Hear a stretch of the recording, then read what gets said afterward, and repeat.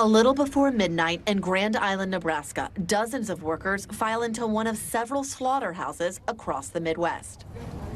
And tonight, officials from the Department of Homeland Security tell NBC News federal investigators are looking into whether 50 children who were illegally employed by Packers Sanitation Services, or PSSI, some as young as 13, were victims of human trafficking. In August, the Department of Labor opened an investigation into PSSI, scouring company records from 50 locations. So far, they say, at least 50 children were found to be working graveyard shifts for PSSI, and at least 5 locations, including the Grand Island plant and a second JBS Foods plant in Worthington, Minnesota. Audrey Lutz has been helping migrant children who say they worked at the Grand Island plant. It was the hardest phone call of my career to receive, that there were children and young children, 13 and 14, working out at the meatpacking plant and on the cleaning crew. In court filings, the company did not deny hiring children, but attributed it to rogue individuals who presented fake identification. You met them. Did they look like adults to you? I would have a hard time ever calling the people I've met with adults.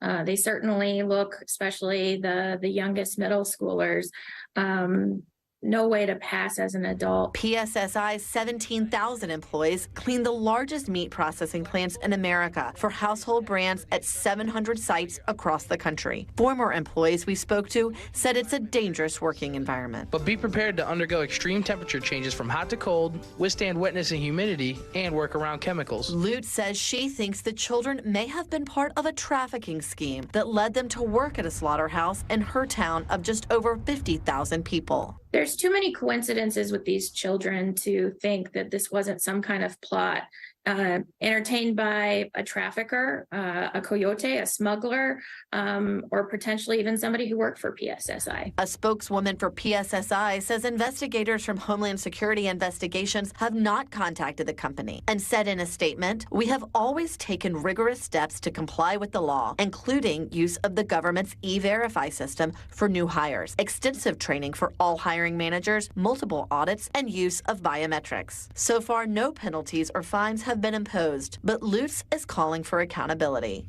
They are responsible for hiring minors and noticeable minors in facilities across the country, and they need to pay that price, either financially or criminally. All right, Julia Ainsley joins us now from our Washington, D.C. bureau. Julia, you have reporting, I know, that DHS is also looking into whether the children were possibly victims of human trafficking.